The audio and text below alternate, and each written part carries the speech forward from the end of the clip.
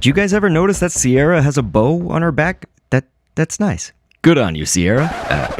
Ladies and gentlemen, the Team Go Rocket leaders all have new Pokemon in their lineups, at least at the beginning spot. Sometimes they can have ones from past lineups, in the middle or end. But you can see from the title of the video, as well as on screen, of course, we're going up against Sierra. I've got a Giratina, Scizor, and Darkrai. That's going to be my team. So this Giratina is actually the altered form Giratina, if that, needs any distinction. But the reason right here for this choice is actually two pretty good ghost moves. Our charged attack is going to be Shadow Sneak right here, and you can see we got that off pretty fast. It's a move that can get the energy charge really quickly. It's a 3-bar charge move, and with her new lineup, Sierra is first going to put out a Shadow Beldum, and Beldum right now, it can only have Takedown and Struggle as its moves. Both the fast and the charge move, they're both normal type attacks. They're not going to have any super effectiveness, not really any resistance either. But Beldum itself is weak to a few things, Ghost being one of them, of course. Hopefully you guys know your typings pretty well, but you can see that we really didn't lose a lot of HP on our Giratina right here. So the crazy thing is she's sending in a Lapras coming up next, and that would be okay under other circumstances, but this Lapras actually is going to be attacking with Ice, and the reason that sucks for Giratina Altered Form is that it is part Dragon, so it is Ghost and Dragon, meaning that it'll be a little bit vulnerable to this Ice. So I'm looking to get right here where we're at, just one more Shadow Sneak out, and then I'm thinking I probably, I'm at the impasse. Do I let the Giratina faint, or do we try to switch it out? And so I was thinking, hey, let's go ahead and switch out, but you notice I completely misclicked. Sometimes, and you guys know this if you do PvP and whatnot, but even these rocket battles, sometimes switching out, it's a little bit cumbersome. It's just not in the place that I want it to be because I'm already just sitting there tapping with my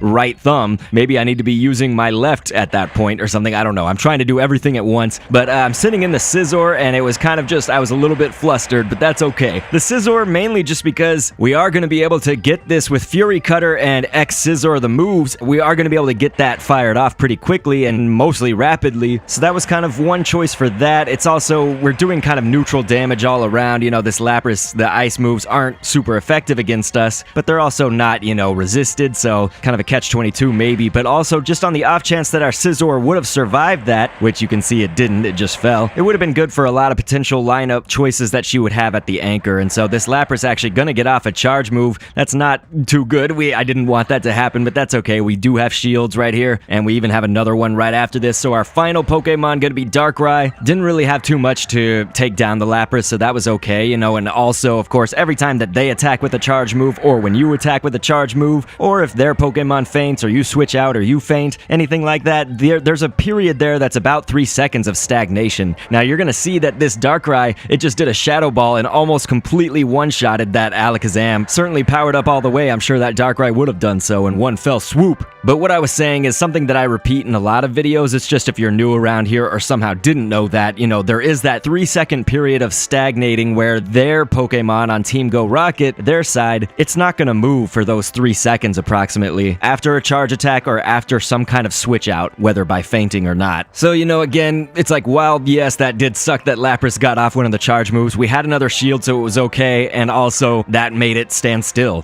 so we basically took very little damage before that Alakazam got sent in, and being that we had Darkrai, it was going to be doubly effective against Alakazam with regardless of the moves that we chose, but it did have Dark Pulse as the fast attack. That's going to be super effective against Alakazam, as well as, of course, you guys saw that Shadow Ball. I mean, come on. Sierra didn't stand a chance. Maybe just one thing to keep in mind, even though that Beldum is going to be pretty dang easy, it does have a lot of resistances, so many of the types in the game actually do less damage to it. Dragon, Fairy, Flying, Grass, Ice, Normal, Poison, Psychic, Rock, and Steel. Beldum can resist all of those, but it's vulnerable to Dark, Fire, Ghost, and Ground. So in the same vein, you have several options, but that Giratina Altered Form with Shadow Sneak, the Beldum couldn't even get off one charge move because we just kept shutting it down and making it stop by constantly sending out those Shadow Sneak attacks. So anyway, we're gonna have more Team Go Rocket videos on all of these leaders just to show you other combinations and to show other combinations that they could use in their lineups as well. So be looking out for that. Click an end screen on screen. It'll take you to another video, and I'll catch you guys on the next vid, and thanks for viewing.